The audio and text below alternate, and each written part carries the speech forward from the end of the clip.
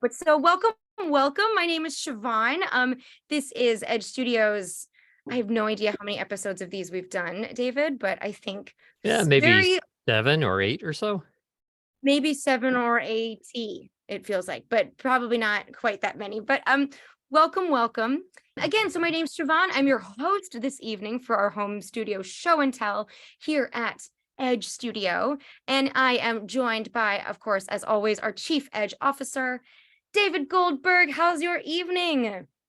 It was great, and now it's even greater because there are some awesome voice actors I see, on my screen in front of me. Hello, everyone. I see a couple of people, a number of people I haven't seen in, quite a while, so it's great to see you guys, like, really nice to see you guys. So, for folks who have never been here before, just to give a little bit of a run of show, if you haven't done this with us, I asked you to be muted because it's just quite chaotic. If you are not, I will be spotlighting and we will be getting tours of the home studio, and you can hang out and talk and ask questions via the chat, which if you're on a desktop is on your the right hand side probably, unless you've got it popping up. If you've blown up your screen so it's completely wide, you can watch this experience in speaker mode or gallery. But honestly, I'm going to start making choices for you when I spotlight our guests of the evening. If you love this so much and you're like, I want to showcase my studio, we'd love to we'd love to have you as well, and you can get us via our training team. Oh my gosh, education team here at Edge Studio. You can contact training at edgestudio.com, because I know we just love to have awesome people on these, and we love to see beginners as well as people who have been doing this for a while.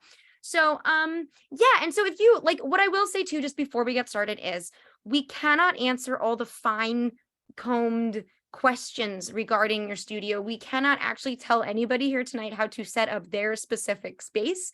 We will be learning from folks who have their spaces set up. We will getting inspiration. We can ask them lots of questions. I will be handling your questions. I will make sure the voice actors get your questions. And we should have plenty of time to have that kind of discussion. But we just can't answer things like, what kind of mic should I put in my home studio? We can talk about what kind of mics our voice actors have tonight, but we cannot tell you specifically, oh my gosh, Jason Birmingham, hi, it's great to see you. Cool. Okay, there's so many cool people here. David was not kidding. Also, Terry is like my number one. Like, I don't think he misses anything. He's the best. Okay, you all, thank you for being with us. It's really great to see you. So with that, I think we can get started. David, are we good to get it going? Oh, the chats. David likes me to talk about this. If you feel that there is a wealth of knowledge in the chat, which there usually is, also very good jokes. I know some of y'all got jokes here.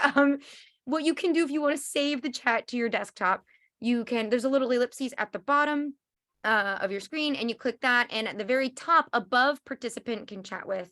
Actually, I don't know if you can see that because I'm the host. You have save chat. It's your first option. And then it saves to your desktop in a plain text format. It's not very cute, but it's got all the links and all the things that you might possibly need. So yes, and this will be on YouTube, so you can see everyone that way. Randy, I'm glad you like my jokes. Thank you. And I'll continue to let folks in as we go. Okay, so with that, I'm going to bring our first guest to the stage, which is Duncan Shiels, not Shields. I thought it was Shields for a minute. I bet you get that a lot. Brooke Shields without a D. You know what? That's good. I know who Brooke Shields is, actually. That's how I do it. That's how people remember. That's the way it works. Although I answered in. One of my favorite things on these calls is to look at everyone's little square and see their studio. And there are a couple of studios that are super cool. I'm calling one out, Steve Schaefer. It looks like you're in a moonwalk, like one of those bouncy rooms. What's behind you? It's like the biggest padding I've ever seen. It probably sounds great. Yeah. You guys see Steve Schaefer's square? It's very fun. There are a number of voice actors on today's call who have terrific, like really terrific studios, absolutely wonderful sounding studios. So it's great to see you all. Wow, it's great to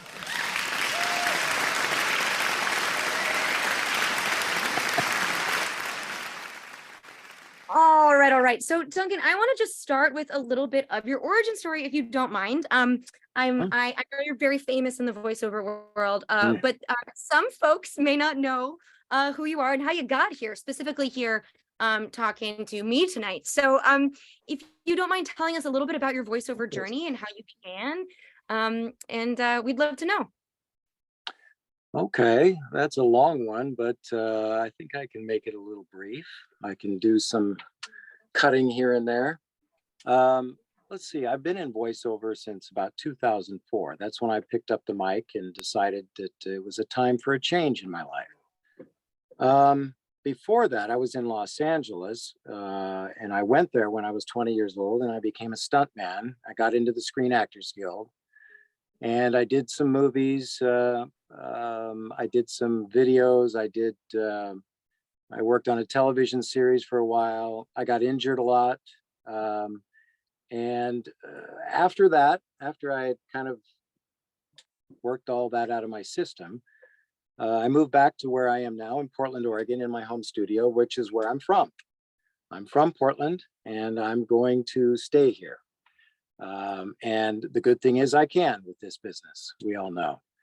So I picked up the mic around 2004, dabbled, of course, because not knowing how to deal with it, YouTubing everything, trying to figure out how to do it. I got a coach, and it's been a journey ever since, a wonderful journey, ups and downs, but still wonderful. So that's kind of a little bit about me. I love it. I know a lot of people from stage and screen in voiceover, but a stunt man is actually new. I feel like, I don't know, do people feel like they know stunt people who got into voiceover? I'm sure it's more common than I'm letting on, but I think that's pretty freaking rad actually. So okay, amazing. Thanks for the little bio. We really Okay. appreciate it. Mhm. And so now I really just want you to kind of just give us a tour and show us around however you see fit. I will say, if you move your stuff slow, then we're all Yeah. less likely to Right. I knew that I was going to be critiqued on my camera work. So Yeah. I've got my iPad set up here. I'm going to reverse the camera, and I'm going to go out the door and come in the Okay. door. I just got So I can that, show. so hopefully I'm unmuted. Oh, Oh, Okay. I Yeah, think there you are. I think that's our other. Okay, I'm like, okay, great. I'm muting him. Great. Okay, so you're saying that you've got a setup. Shall I give you time to exit and return? oh no, I'm going to take it with me because I've got I can't do this on my computer. I have to do this on my iPad. So I figured I would just do a little dance for you around here. How about that? I love a dance.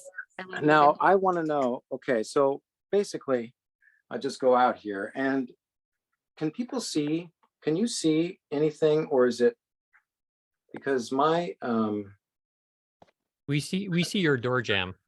yeah, okay. Anyway, okay, so let's just start there. I have a double door system that I built from scratch actually, which took forever. But I have a door on the outside here, and I have a door on the inside, and I've got an air pocket in between that is helpful. It probably could be a little deeper, but it's very helpful. I'd like to interject something because this Yeah. might be interesting for people to hear. Air pockets are a fantastic way to get a ton more acoustic treatment for no more money. If anytime you have let me say this differently. In studio construction, very often volume is key. The more volume of material, the better soundproofing you have. So if you have double wall construction, which is very common, that means 2 layers of sheetrock. Rather than put them back to back, touching each other, having an air pocket, even an inch of air in between, makes those 2 layers significantly more effective. So what Duncan has done is terrific. Yeah, and that's a good point. What you're doing is you're adding that dimension to what I've done also. So this is a room in my house, a 3-bedroom house, and it's the smallest room. But I took these walls and I ripped them out, and I put double layer, 3/4 inch each on the inside, and used a product called Green Glue, and did some soundproofing. And these panels were designed by me. I made all of them, and I used Owens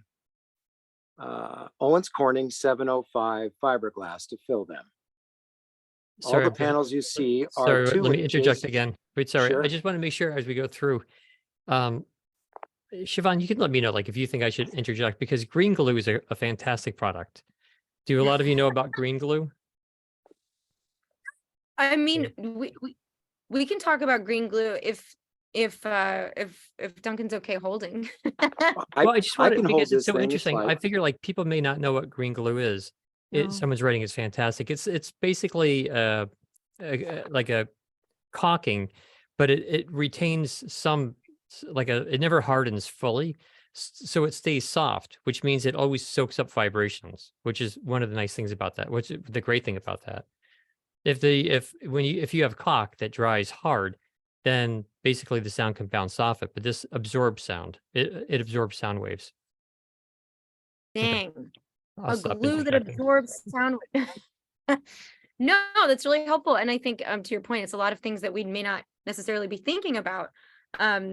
All of the kinds of things that can absorb or not absorb sound. Duncan, yes, as you were. Yeah, that's what I did. I put it in between the layers of sheetrock, and I was hoping for the best. It does seem to work well. I used it in the corners, a different Green Glue product in the corners for all the proofing of the corners, for the air that comes out of any corner that isn't, dealt with. I've got bass traps that are hanging on. That was quite the deal.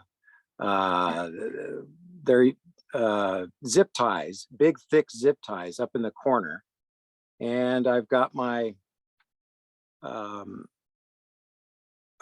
panels on the ceiling, and these are all 2-inch, and the bass traps are 4, and everything sits about 2 inches from the wall. They do not touch the wall, so I give it more airspace from the beginning of the outside to the very back, which is about 2 inches from the wall. And I designed all these things in AutoCAD because I did not have any idea how big I should make each one of them. And you can see that I've got my bass traps behind my my speakers, which are Yamaha HS7 speakers that I do my editing in. I hope everybody can see. I hope I'm not going too fast. Please tell me if I'm the worst cameraman on the planet. You are perfect. Don't worry. Yeah, Okay. it's brilliant. And I've got a closet, which is just, but the closet has got clothes in it, and it's got clothes in it for a reason, because clothes are good at dampening. Lots of clothes. They do help, actually. I've got an iMac that I work off of. I've got a picture of my beautiful girlfriend right there. And I've got skunks on top of my speakers because one day I want to own a skunk. And so that too much information, right? Nope, this one. It's why I'm here. Yeah, I have hardwood floors. I chose that because I didn't want too much dampening. It was important to have the ceiling done. That is absolutely important, to get stuff on the ceiling. But a hardwood floor is advantageous. It gives a little bit of liveliness to it. And I've got right now, what I'm using is these are called Varipoles. I don't know if anybody's ever seen these, but they're on B&H. Is it Photo, B&H Photo or something like that? Yes. In New York. Mm-hmm. And they're used for camera equipment. They're used for all sorts of, hanging stuff off, but they're very sturdy, and they go all the way up to the ceiling and all the way to the ground. And I've got the my boom arms, which are OC white, made in the US, and they're very sturdy, which holds my Audio Technica 4047 on this one, And then on this one over here, I go back and forth sometimes, is my Sennheiser 416. I have another mic in the that I only have room for 2 mics. And I've got my stand here that's got a little carpet on it. It's wonderful. I did used to use the iPad over here. That was what I used, but I kind of started feeling like I was getting some reflection off of it. I could hear slight difference when I would record something, and then I would take it away and hold just paper. So I decided to get rid of that idea, and I just use it over in the corner there to actually coordinate with my iMac on my Logic Pro, which is the software that I use. I do a stop and start, I do a rewind, and that way I don't have to bounce up and down, because this is a studio that is, all inclusive. I don't have a booth. I thought about creating a booth, but I didn't want to go in the booth and then come out of the booth and go back and forth. So that's how I created it. There's my garbage can. I know that's fascinating. Well, and a picture that my son made when he was young. I'm not sure that everybody. And my clock that works half the time. So, would you like to? It looks great. I have a Universal Audio Apollo 10 that I use, which is very clean. It's not overly priced. It's not underly priced. I don't know if that's a thing, but it's a very clean preamp that I really like. I've gone through many preamps, and I've found one that's very clean. And my Star Trek communicator. I know that you want to see that. I personally actually really do. That's my favorite thing in here. This is great. Okay. Also, I love all the personal touches and Trekkies in the house. Oh, I've got one more thing. This is a double window. So this window right here on the inside, right where my hand is a soundproof window that I put up in. And then it's got a nice space of about 6 inches in between. And then the window that actually is on the outside of the house is on the outside. And it really does. If I didn't have this window, I've got traffic all over the place. I'm on a street right here. And it's really very helpful. It's not perfect all the time, but it's very helpful. So. Okay. All right. Yeah. All right. Amazing. I have a ton of questions for you in the chat here. And the first one, if I can ask, was from Dave. Is green glue applied the same way caulking is applied, like with a caulking gun? How do you green glue? That is exactly how you use it. But green glue comes in big fat tubes, about this big around. And you have to buy a special caulking gun, and you slice it at the end and you squirt it out just like you do a caulking gun. Exactly. Okay. Okay. Awesome. Are your wall panels slightly angled? No. Except for my bass traps. My bass traps are all angled. My wall panels are flat with the wall. Is that what you mean? Yeah, I think so. It's a question from Terry. Terry, is that what you were asking? Where are your bass traps? Where are those? I'll show you. Yeah, let me do a return on my bass traps are all in the corners. Here's a bass trap right behind the speaker. Great. Right there from floor to ceiling. There's another bass trap right there on the corner. All the corners are bass trapped. Can you tell the viewers across the globe, what is a bass trap? What is that? Well, it's to catch the bass. It's to catch those lower frequencies. That bass trap is the most important part of your room. You can get away with walls being kind of scattered, but bass traps really, oh, excuse me. I think you're looking at the front of my screen. Bass traps are important. Without them, your reflections would still be out of control. Bass traps, 4 inches is really what you're looking for. But, and Arlex makes bass traps that are like 6, I think they're 6 or 8 inches, when they go in the room, and they're wedged, so they go in the corner. And that's really important to get the corners vertical and horizontal. probably one of the most important areas in a room. Great. Excellent. Excellent. What about there's a lot of questions still about the window, and they might have been while you were talking about the window. What Mm. you mentioned, like over dampening. Is that, do you know what Over-dampening? someone said describe over dampening? Did I say over-dampening? You might, I don't know, but maybe you did. Um, I think you mentioned, you were talking about the room, Duncan, and mentioned that regarding your hardwood floors, you wanted to create a room that's not too dry nor too lively. Right. Yeah, it gives it, yeah. And I looked a lot of recording studios are hardwood floors or concrete. And it's kind of a thing. You can do it one way or you can do it the other. I chose to do hardwood floors. But the dampening, I mean, these are absorption. This is all this is. This is trying to absorb everything. My room is soundproof enough to where it works to keep everything out from the outside. Doesn't matter what I throw out there, but it matters what comes in. So. Okay. Siobhan, someone has an interesting question about the difference of soundproofing and sound absorption. I can talk to that, or Duncan, since you're sort of in the spotlight. Do you want to talk about the difference between the two? Yeah, soundproofing is keeping the sound out or not letting it in. And it takes thickness. It's really about thickness. It's about density. And it's airwaves. I mean, sound is our airwaves. And so you need to keep the sound out or don't let it get out.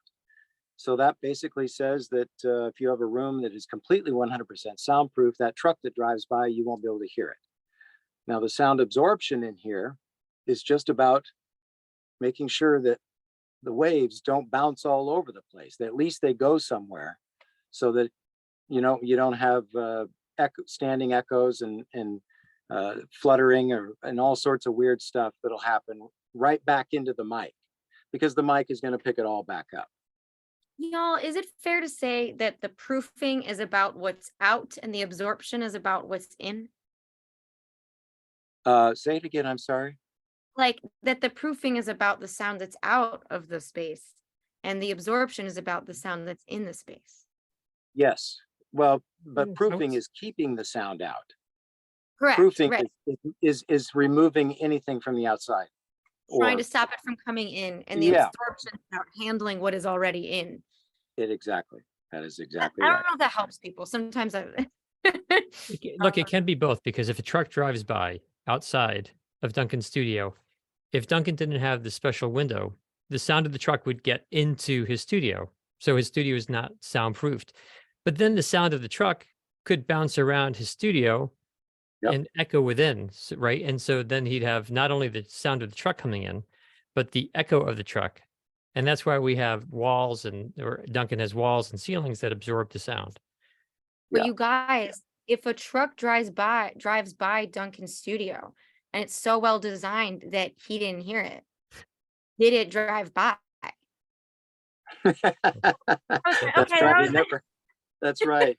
That's right. Waste management. That's right. My garbage truck drives by, and that's the worst one. And it's usually pretty good. A quick thing.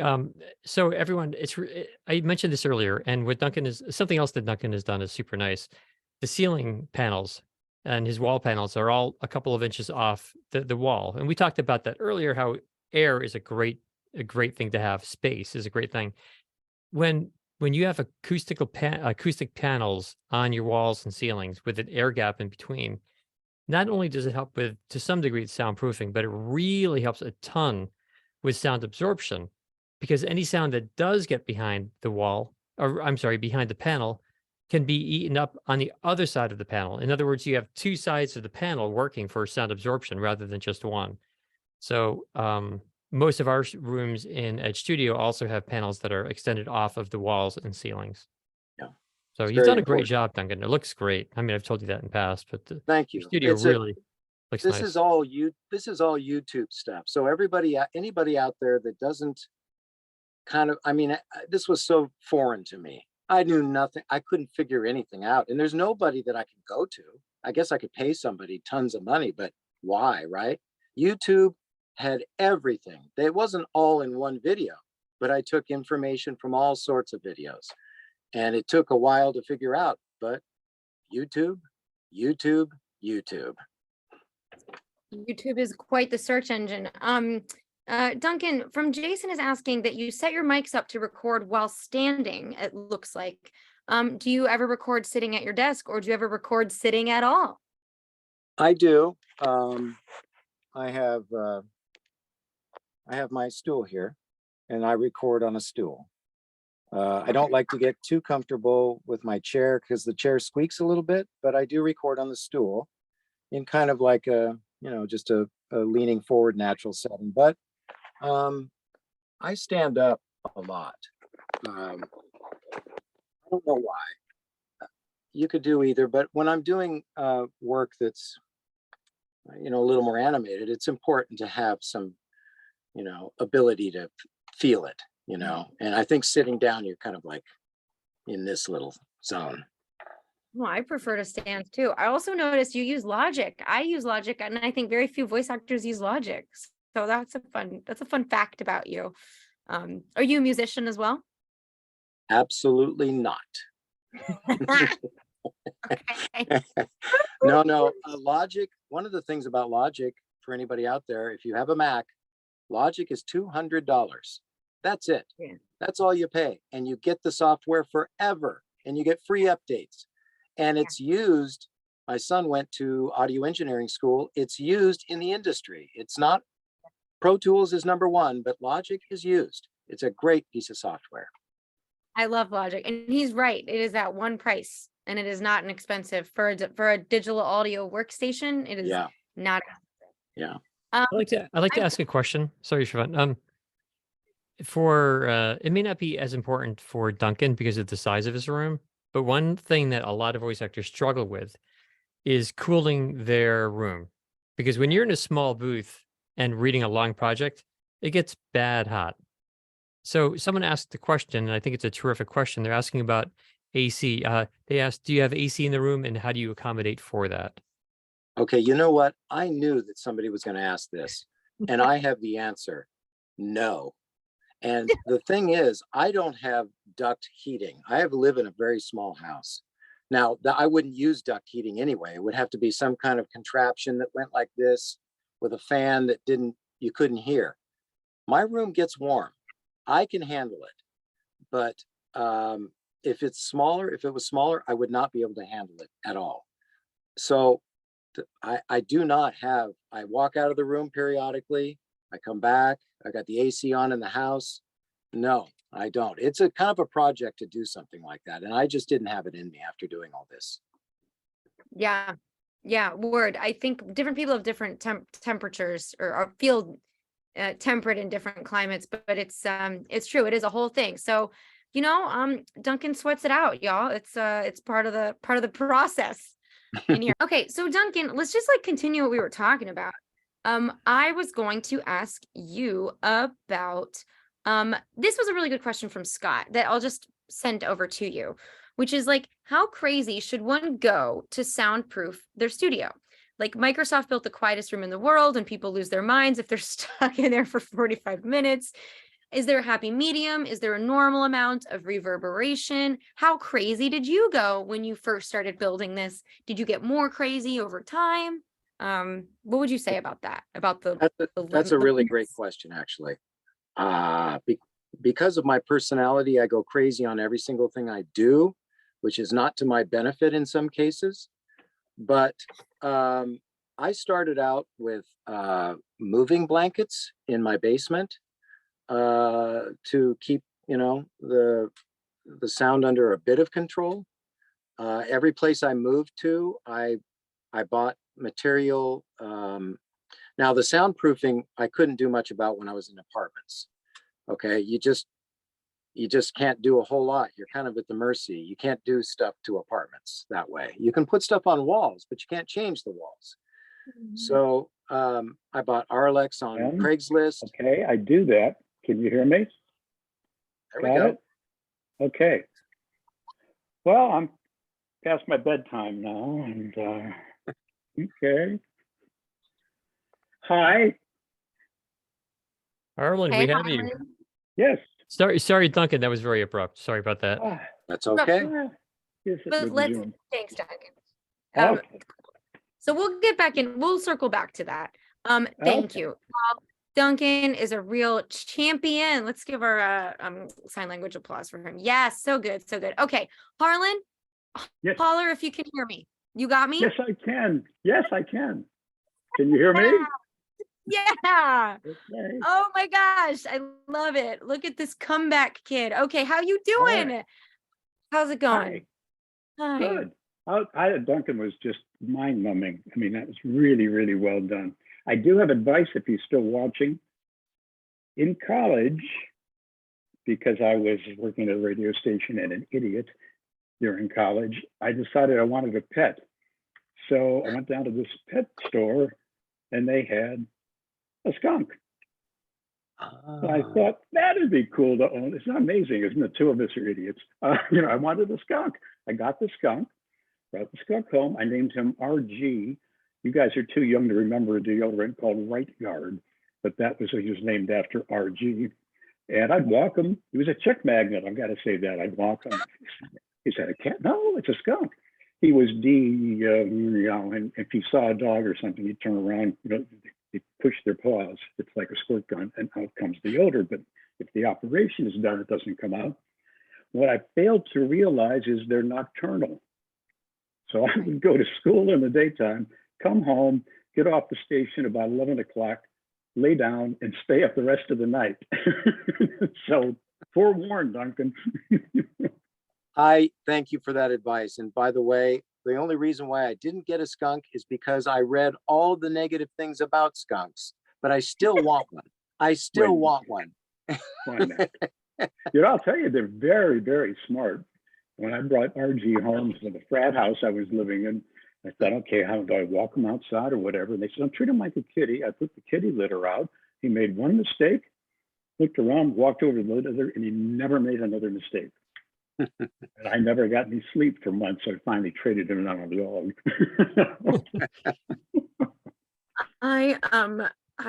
I'm just wanting you all to know that I'm really here for this conversation amongst voice actors about skunks as pets. I could talk about skunks for a while, but Yeah, come on. bringing us back to the theme. Yeah. All right, Harlan, Yes. you wanna show us around your space a little bit? Well, I Can we would. get a quick bio? I'm concerned about.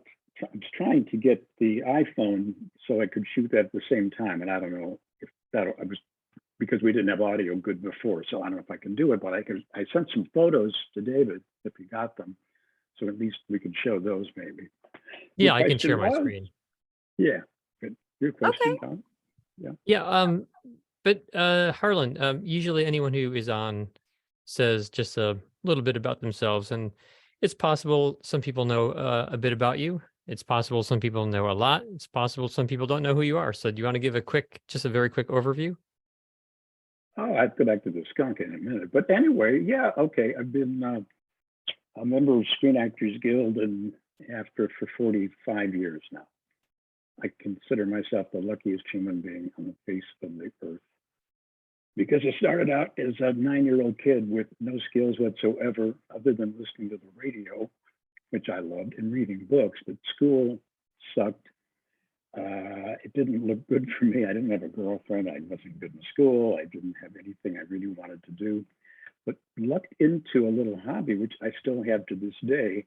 I got some money for one of my birthdays, and in my family, you got $1 for every year you were alive. So now at this age, I'm set for life. And I bought some magic tricks and I started performing. And the shy kid disappeared and the magician came out.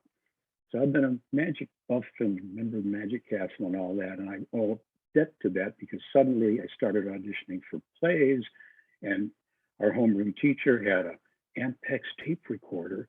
And to keep us in line, he had these old radio scripts and we would do them. I mean, it was just happenstance. I liked that a lot. So I went off to high school, did lots of plays, went to college, got a BFA in theater, worked at the radio station at night, worked at several what we would call real jobs. and I sucked at all of them so bad. I usually was just on the edge of getting fired, and rightly so. Doing community theater, doing my magic act, and finally about 25, 26, you look in the mirror and say, I have to try this. You know, it isn't a dress rehearsal, you got to try it.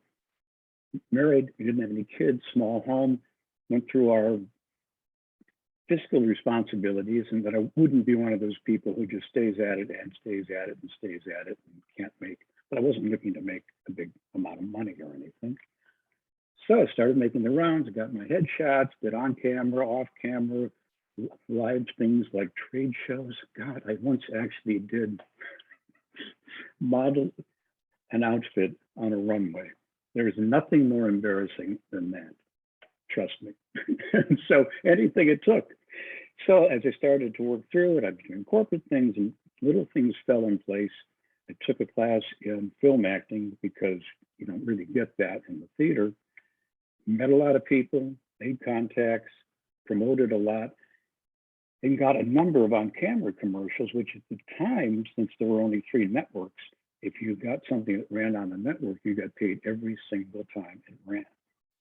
It was like opening the envelope going, oh my God, this is too good to be true. And so quickly you figure out, well, you know, on camera is fine, but you know, let's face it, you got to memorize stuff. You got to get up at 4 a.m. for hair and makeup and all of that.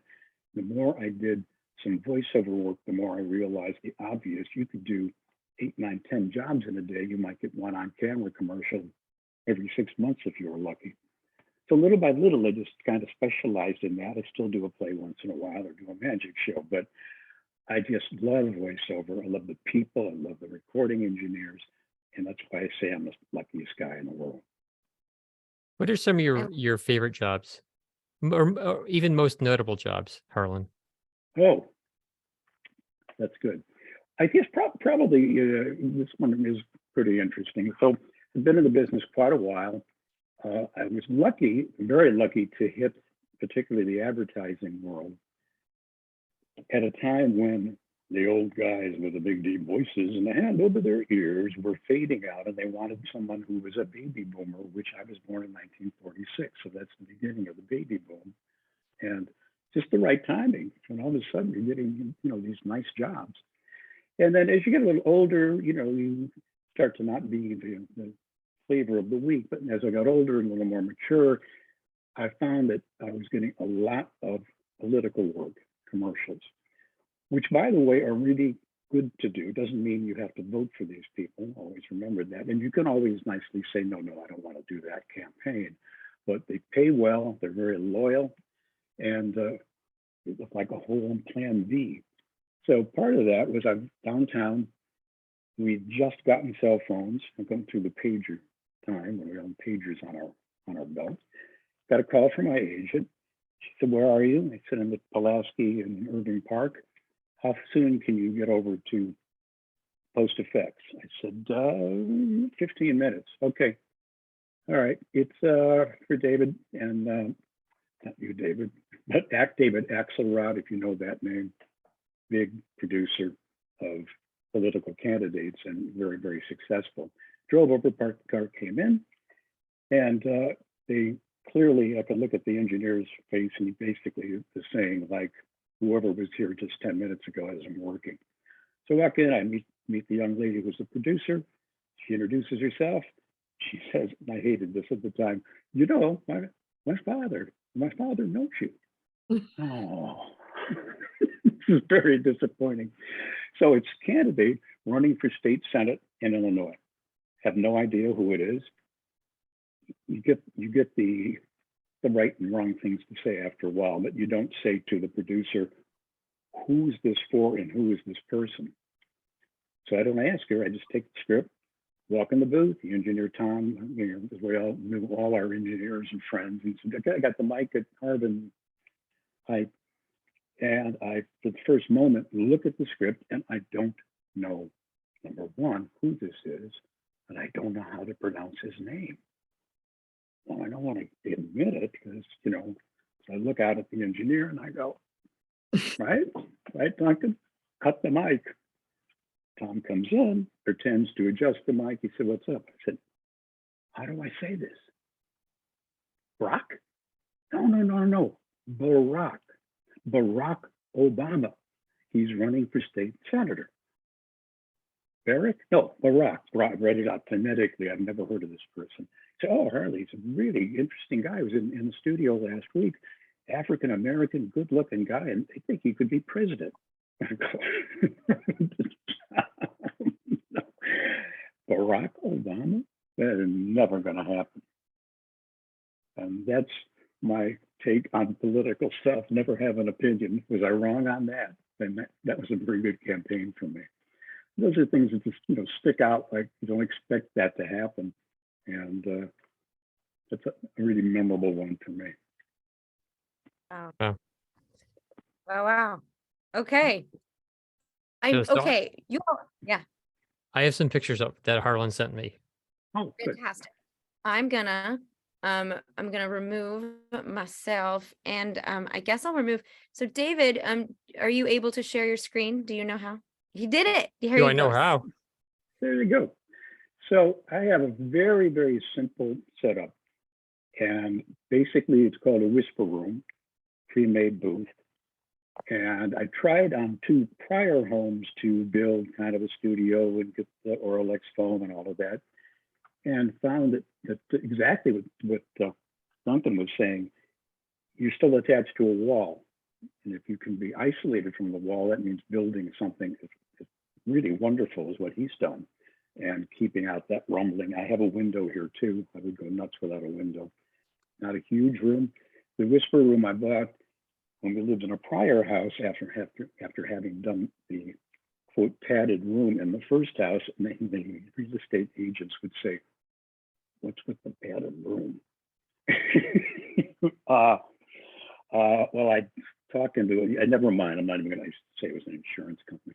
But anyway, when I got to this other home, I thought, I'm going to get this booth. And our mutual agent, Access Talent, had one. And I thought, I think this makes more sense for me. So I bought it. I still have it. And it is portable. It is movable. It rests on 3 big casters. It's double walls. The air movement inside is very clever, and it doesn't blow cold air in. It actually sucks out the warm air. They're not cheap, but now I'm on to, 15, 16 years. And when we moved, I was able to take the entire thing apart, set it there for the movers, move into this house, and within 2 hours, I was back recording in the booth. It makes, it's simple. And since I rarely, if ever, have anybody else here, the booth is plenty of room. I can sit on a stool if it's a long narration of some kind. I've been very happy with it over the years. And there's basically where I'm sitting now. I have, I'm relying basically on Adobe Audition because I just love the software. I find it to be really good, really quick, and easy to use. I also have a bunch of stuff you'll notice that doesn't do anything anymore, but I like hanging on to some of these things. Got into the business when the earliest recordings were on a record. You could go someplace and pay 25 cents and make a record. My sister and I did that. God forbid those don't exist anymore. And then it went to wire recording, and then to tape recording, and then cassettes and digital recording. So that little arrow, that's a digital, like a cassette, but it was a digital tape. Mm-hmm. Didn't last Digital a long audio tape. time. Yeah, it was Panasonic 3700. They were $1,500, and it was digital, but you couldn't really edit on it. You'd have to put that into a computer after that. The reason I bought one, and several of my friends, we all wanted to get into the digital recording. We could see that's how the whole thing was going to go. Cool Edit Pro was popular, and that became Audition later on when Sony bought them, and then Adobe. All of us discovered we had, Windows machines, and the only kind of digital to analog converter was a card that you had to buy, and it was $5,000. Even though we were doing well, that was a lot of money. So somebody came up with the idea, if you bought one of these Panasonic things for $1,500, you could just put a tape in, hit record, don't record anything. You're using the digital to analog converter and get it into your computer. So that's where that came from. It just sits there because if I take it out, there'll be this big gaping hole. Above that is a telephone interface for phone patches, which generally we all do not on the phone. At least Skype is kind of a phone when we use ISDN or we use Source Connect. And then I still love to have a mixing board. It's a Mackie mixing board, not terribly expensive. There's something really nice about tactile. And remember, you know, I spent a lot of time in college and then in other things where I always had a board. I know you can do it with your mouse in the computer, but it's not the same for me. And I like the visual aspect. So I still use it. It works like a charm. I have a set of Mackie speakers, monitors, they call them. That always gets confusing with people when you say monitor, but nice speakers that I can actually hear what's going on. I have a couple of ISDN boxes. For those of you who don't know what ISDN is, it's almost at the point of was, but it was the way we were doing a lot of our remote work long before COVID, long before having home studios. And it was fabulous. It was not inexpensive to have. You can see it slightly, it's black, so it's tough to see. And my wireless age poster from 1924. I love her. That's a Christmas present. But ISDN, Integrated Services Data Network, and it allowed you to send your voice and hear the producer, and they could record on their side, and it was air quality. So you could turn things around quickly. Later on, as the internet got better and better and better, suddenly we could do our auditions from home and just MP3 them and send them off to your agent. So that kind of took over, and now ISDN still exists, but there's not, beyond big studios, not very many people use it anymore. It's terribly expensive. Those are not all microphones that I've used, by the way. I like to collect stuff. So old microphones, old magic tricks, things like that, I get a kick out of finding. My selection of mics, which I would be showing you if I could get closer, I just have 3 microphones in play most of the time to choose from. One is a Sennheiser 416, which I know was mentioned a moment ago. That's a shotgun mic that was originally used for location and on sets and TV shows and movies because it's that fine little spotlight right on your mouth, basically. So it doesn't pick up a lot of other sounds, and it's very good in a booth like that. Mainly, I got it because it gives kind of a compression, if you know what that means, compressed sound that works very well for things like political commercials. Not that you're screaming it, but that it's really focused on that. The downside of 416 is if you are a very avid actor or actress, and lots of voice people are, you can get off mic quickly. So you do have to have discipline to talk right into that mic, but it's a good all-around mic, and it's a wonderful one if you're going on the road because it was designed to record in less than perfect acoustic situations. Second one is one that I unabashedly helped build, which is called a VO1A from MXL. And we are, to this day, are the only people who said we want to define a microphone specifically for voiceover work. If you go in and look at B&H or you look at any of the big box companies, and there's like hundreds of microphones, and the claims are usually, oh, it sounds great on vocal and piano and bass drum. No, it won't. So we went through and built it so it would not be horribly expensive. And I'm very, very surprised how successful that's been and how many people like it a lot. The third one, because I still like the old tube microphones, which tend to have a warmer kind of thing if you're doing a nice, lovely, I hate to say this, I've done a number of funeral things now as I get older for various people, some celebrities. And so you're serious and you want to warmth to your voice. A tube mic is a neat thing. That's an L40. Lawson is the company. They're made in the US, by the way, in Nashville. You can't really see it. It's a long tube gold microphone. Lovely. It has its own power supply, and you can change the polar pattern to anything you want, from a figure 8 to an omni or cardioid. And it's really, really well made. So just, you know, if I can't find something in those three, I don't know what else I would go for. Oh, preamps, Duncan, preamps. I'm kind of a preamp guy too, you know, because that does affect the sound. And I have two. One is the, let's forget, Avalon M5. That's really, really I saw nice. that. Yeah, really Saw nice that. too. I'm envious. I want an Avalon. It's lovely. Yeah, it just Yeah. adds that warmth. And then Mhm. the other one I have that I had never ever heard of, but I knew, of course, every engineer in town, that I'd ask them, you know, what preamp, you know, not a tube, but transformer, electronic preamp. Everybody said the M1, the John Hardy M1. Hmm. It happens that John Hardy lives in Evanston, which is not far from where I live. And I've had that M1 for at least 2 decades. And it's just great. It's so clear, great. So those two are wonderful. Well, y'all, we are literally at the hour. I know we started a little bit late. But yes, okay, we have comments in the chat, John Hardy fans, third mic. You know, David, any other, I guess, closing thoughts for Harlan or Duncan, I guess, as we kind of wrap up today? Just a thank you to both of them for sharing their studio with all of us.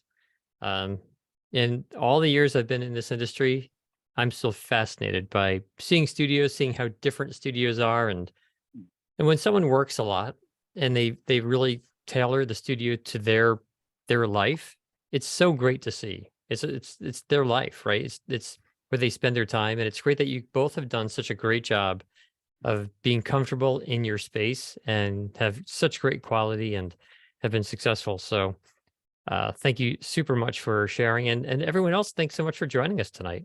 Quickly, if anyone out there would like to give a tour of their studio, let us know. This home studio show and tell is the first Tuesday of every month. And I know a couple of guys out here have already mentioned wanting to join us. And I think Joshua in our office has spoken with some of you already to get you on perhaps next month or the month after that. Siobhan, you rock as our host. Thank you so much.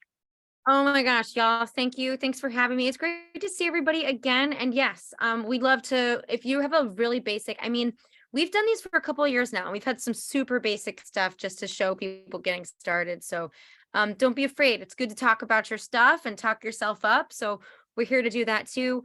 Our education link is in the chat for all things voiceover. If you're like inspired and you want to get started. I know that Duncan walked the way of the YouTube, and I walk the way of paying for people to help me, because I still get stressed out even on the YouTube. So, if you are like me, or maybe you're not sure, maybe you're in between, maybe you're doing some YouTube stuff and you want to meet with Art Bruder and talk about home studio things here at Edge Studio, Mhm. clicking that link and finding somebody to talk to is something I will personally recommend for your journey, to give you a little bit of ease as you do this thing. And yes, and the chat is amazing. Thank you so much for everybody for coming tonight and for hanging out with us and chatting and learning. And we look forward to seeing you in the month of June. Holy cats. Oh my gosh, because it's May right now. And yeah, I'm super grateful, and it's been such a pleasure. So thanks everyone. Thanks for being here. Thank you for having me. Thank you, everyone. Right. Have a great night.